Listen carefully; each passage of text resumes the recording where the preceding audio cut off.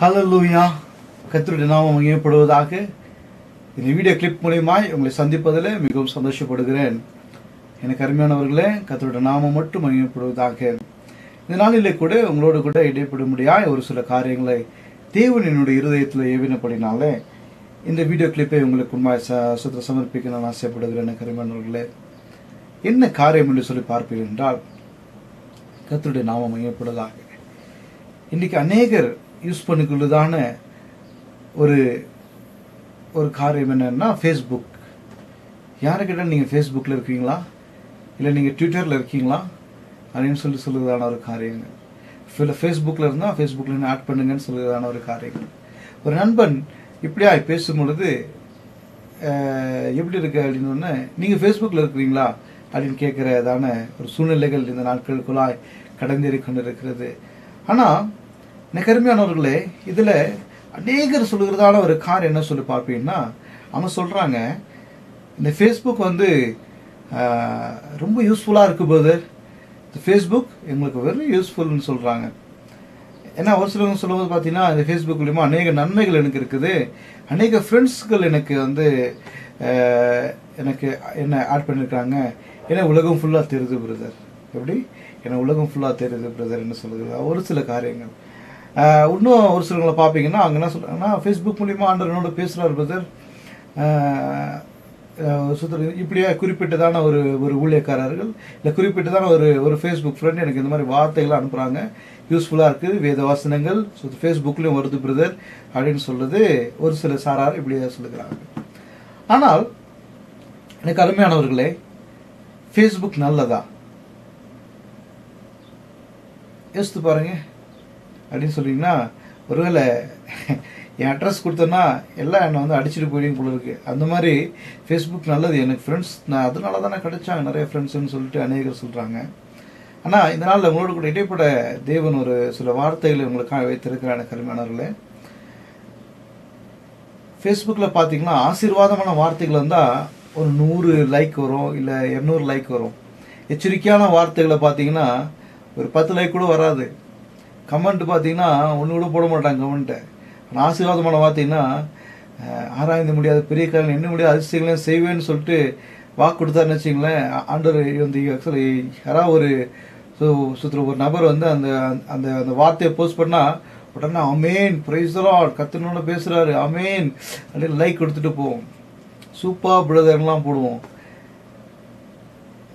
இதே வேற வசனம் ஏதாவது வந்துச்சுன்னா நம்ம என்ன சொல்கிறோன்னா, வெறும் லைக் மட்டும் பண்ணிட்டு சரி அவங்க தப்பாக நினைப்பாங்களேன்னு சொல்லி லைக் மட்டும் பண்ணிட்டு அமைதியாய் கடந்து செல்கிறதான சூழ்நிலைகள்.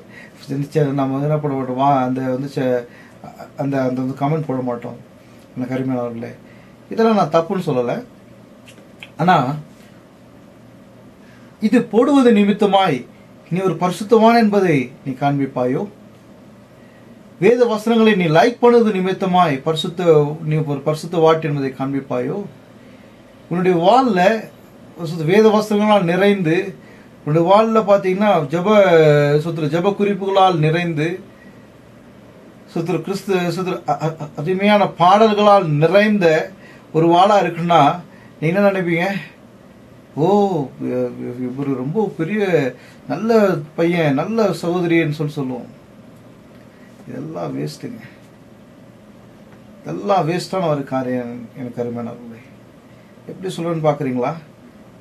ஒரு ஆதாரத்தோடு உங்களுக்கு சொல்கிறேன் கேளுங்க. எனக்கு அருமையானவர்களே, இப்படியா இந்திய தேசத்திலிருந்து ஒரு சகோதரன் ஒரு வேற தேசத்தில் அவங்களுடைய பேரை நான் குறிப்பிட ஆசைப்படல, அவங்களுடைய நாட்டையும் குறிப்பிட நான் ஆசைப்படல.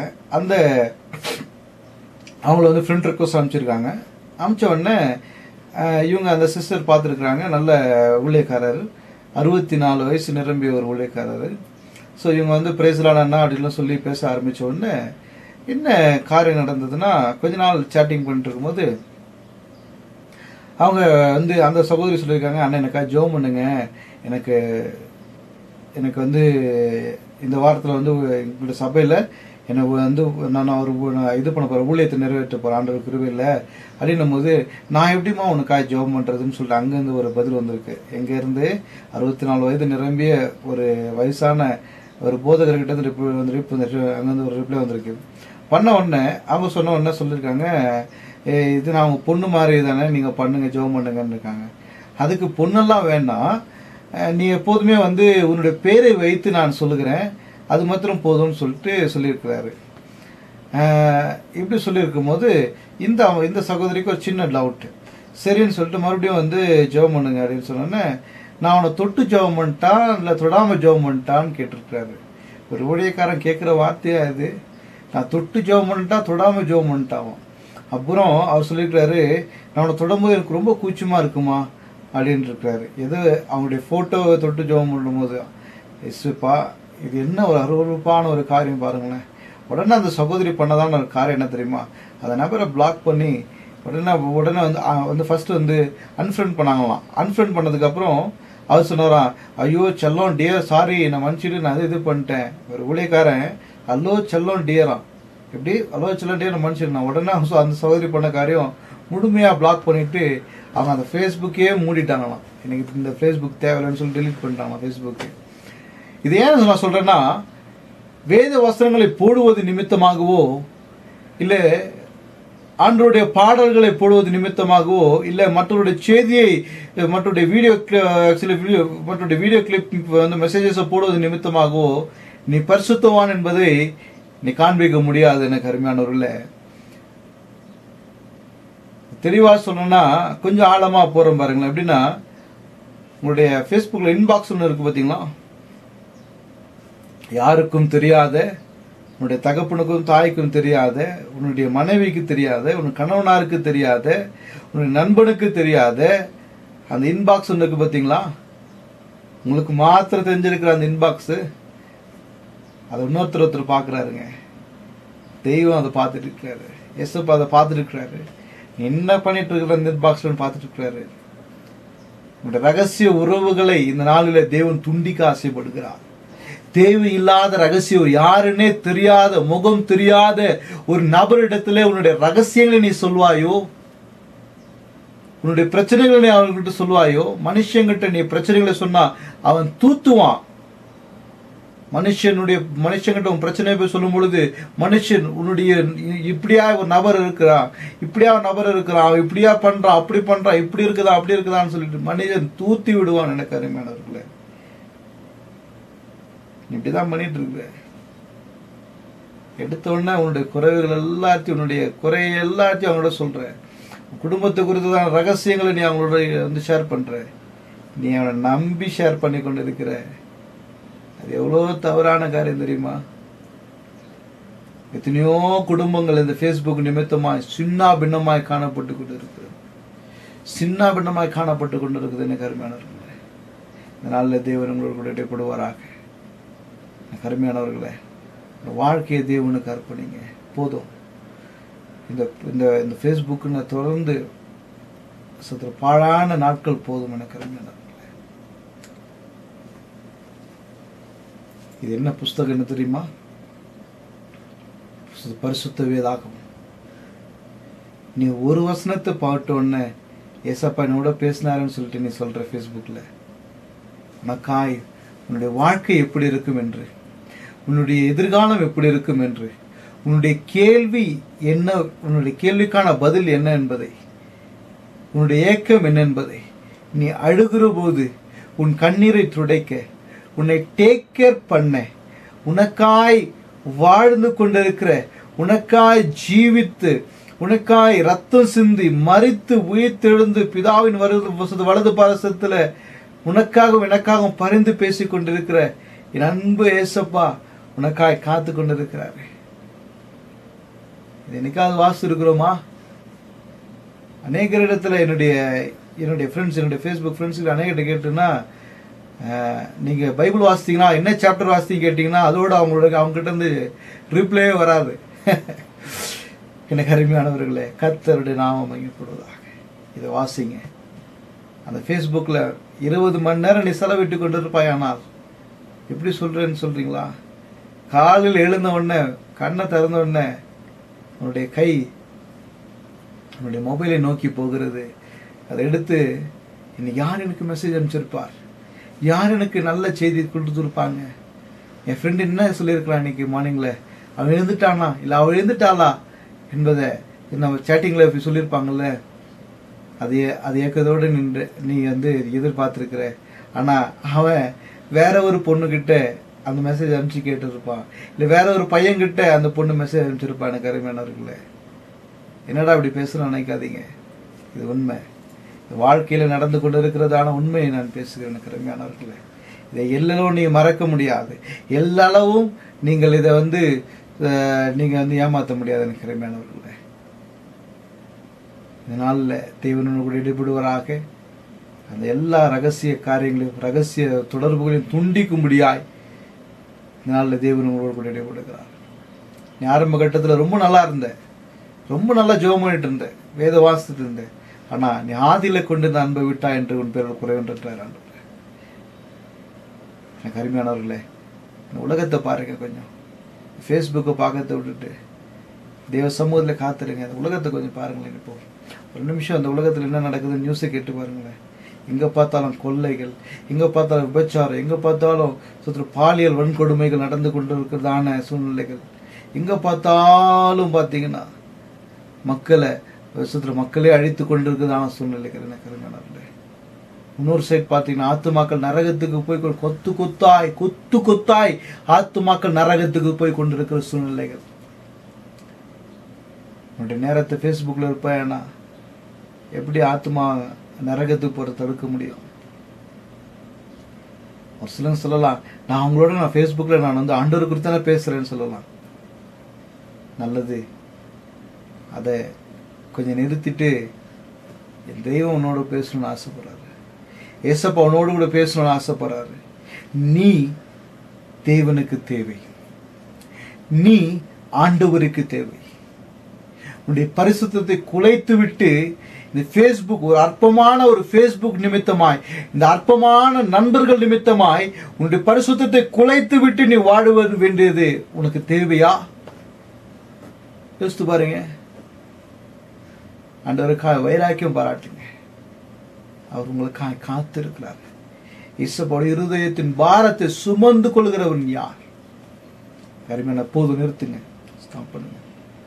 இனி எந்த ஃபேஸ்புக் நம்மளுக்கு தேவை தெரியாத நபர்களை நீங்க பிளாக் பண்ணுங்க. ஒருவேளை எனக்கு நீங்க தெரியாம இருப்பீங்கன்னா என்ன நீங்க பிளாக் பண்ணலாம் தைரியமா. எனக்கு அருமையானவர்களே, தேவன் இந்த நாளில் உங்களோடு கூட இடைப்பட்டு கொண்டிருக்கிறார். தேவனுடைய கரம் உங்களோடு கூட இருக்க வேண்டும். தேவனுடைய பலத்த கரம் உங்களோடு கூட இருக்க வேண்டும்.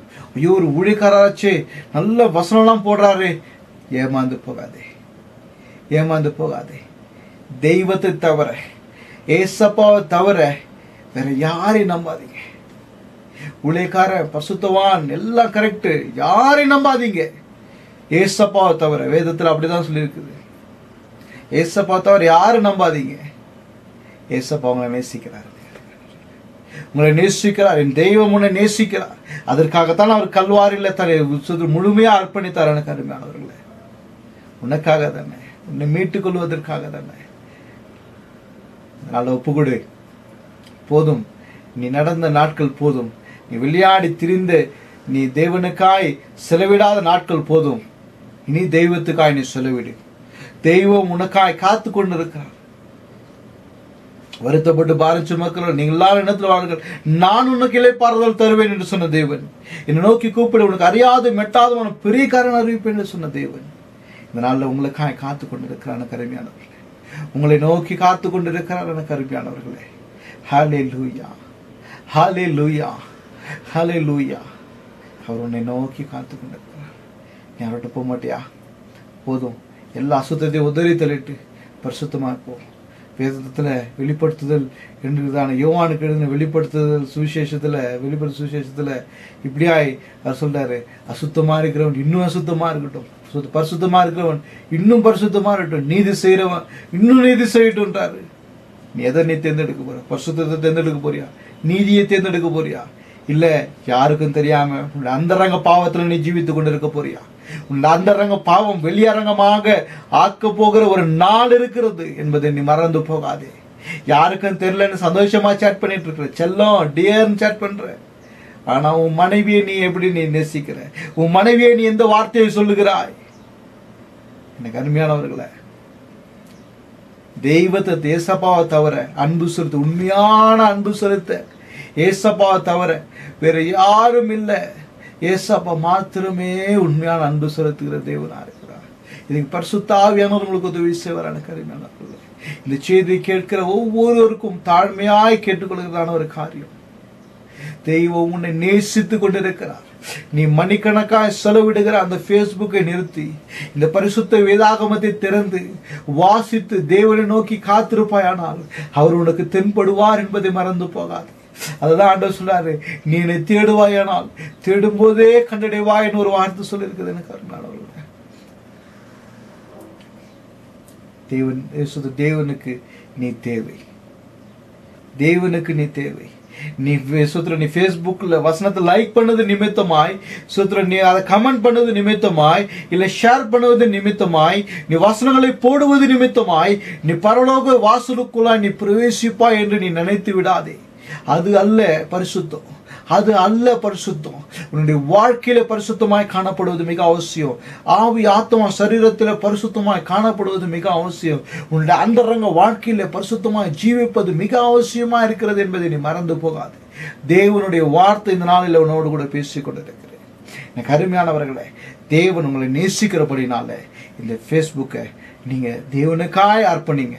வேணாப்பா, உங்களுக்கு பிரியமில்லாத காரியம் வேணாப்பா, தேவையில்லாத சேட்டிங் வேணாப்பா, தேவையில்லாத அசுத்த சேட்டிங் எனக்கு வேணாப்பா, தேவையில்லாத அசுத்தமான இன்பாக்ஸ்கள் எனக்கு வேணாப்பா, ஆண்டவரே இந்த நாள் நான் கலைந்துடுறேன் ஆண்டவரேன்னு சொல்லிட்டு சொல்லுங்க. எனக்கு அருமையானவர்களே, உன்னுடைய ஜெப நேரத்தை அதிகாரி. நீ 10 நிமிஷம் 5 நிமிஷம் ஜெபித்து விட்டு திருப்தியாய் நின்று கொண்டிருக்கிற, அது அல்ல ஜெபம், அது அல்ல ஜெபம். 1 மணி நேரம் 2 மணி நேரம் தேவ சமூகத்தில் கதறு, தேவனுக்காய் காத்துரு, ஆண்டவரே ஆத்துமாக்களுக்காய் திறப்பில நெல். கர்த்தருடைய நாமம் மகிமைப்படுவதாக. இந்த நாளில் உங்களோடு கூட இடைப்பட முடியாது கர்த்தர் கொடுத்த பெரிய கிருபைக்காக நன்றி செலுத்துகிறேன்.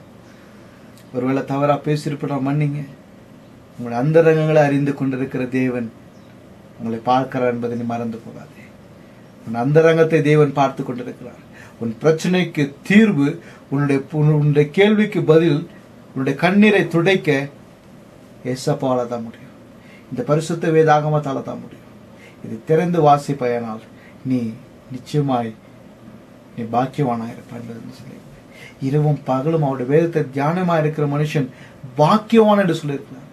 எங்கேயும் சொல்லல, பேஸ்புக்ல இரவும் பகலும் நீ அது வந்து பேஸ்புக்கோட இருப்பான் பாக்கியவான் சொல்லல, அப்படி சொல்லல. இரவும் பகலும் அவருடைய வேதத்தில் தியானமாயிருக்கிற மனுஷன் பாக்கியவான் என்று சொல்லியிருக்கிறார். கருமையானவர்களே, இதனால வேதத்தை வாசி, வேதத்தை வாசித்து தேவனை நோக்கி காத்திரு.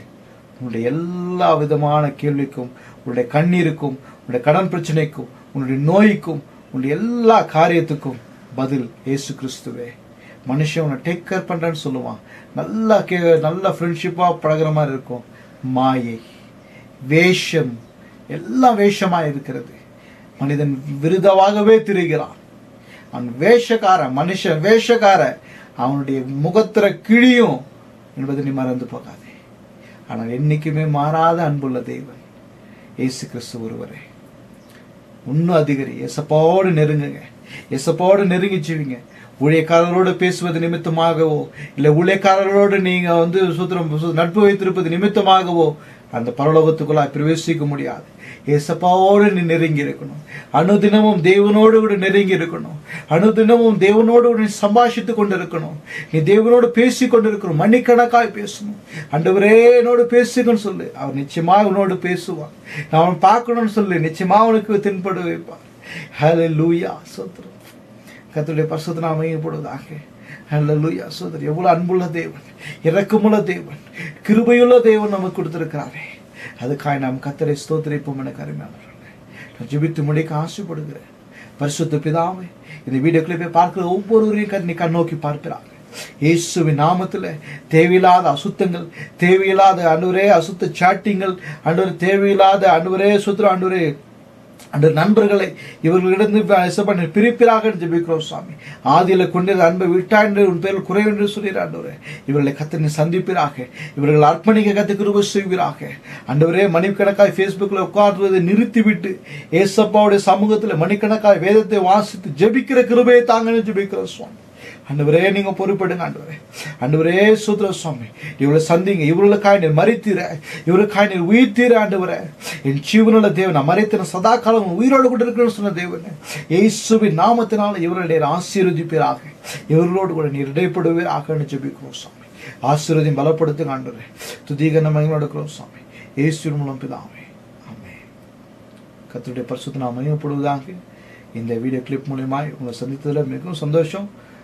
நிச்சயமாகவே கர்த்தர் உங்களை ஆசீர்வதிப்பாராக, இந்த தேவைகளை சந்திப்பாராக. கர்த்தருடைய பரிசுத்த நாமம் மகிமைப்படுவதாக. ஆமென்.